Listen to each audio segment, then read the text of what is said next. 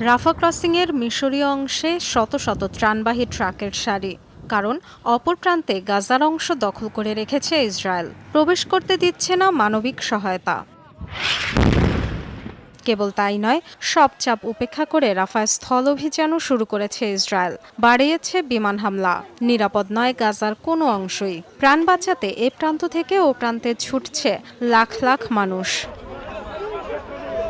এমন পরিস্থিতিতে শরণার্থী সংকট বাড়ার শঙ্কায় আগে থেকেই 10 লাখ ফিলিস্তিনিকে আশ্রয় দেয়া মিশর বারবারই সতর্ক করলেও কান দেয়নি ইসরায়েল, বরং দফায় দফায় বাতিল করেছে কাতার ও মিশরের মধ্যস্থতায় তৈরি যুদ্ধবিরতি চুক্তি, জানিয়ে তীব্র অসন্তোষ জানিয়েছে কায়রো।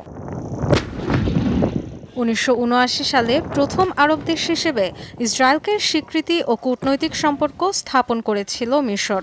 তবে গাজায় চলমান আগ্রাসন ঘিরে টানাপোড়েনের জেরে শেষমেশ তেল আবিবের বিরুদ্ধে সরাসরি অবস্থান নিল দেশটি। আন্তর্জাতিক বিচার আদালত আইসিজেতে ইসরায়েলের বিরুদ্ধে দক্ষিণ আফ্রিকার করা মামলায় আনুষ্ঠানিকভাবে যুক্ত হওয়ার ঘোষণা দিয়েছে কায়রো।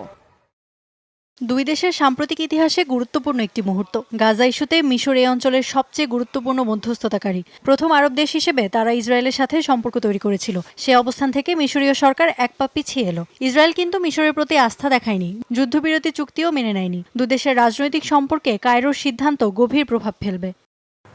এর আগে ইসরায়েলের বিরুদ্ধে নেয়া দক্ষিণ আফ্রিকার পদক্ষেপের সমর্থন দেয় তুরস্ক। জাতিসংঘের সর্বোচ্চ আদালতে গণহত্যার অভিযোগে করা মামলার পক্ষে অবস্থান নেয় কলম্বিয়া, লিবিয়া, নিকারাগুয়া সহ আরও কয়েকটি দেশও।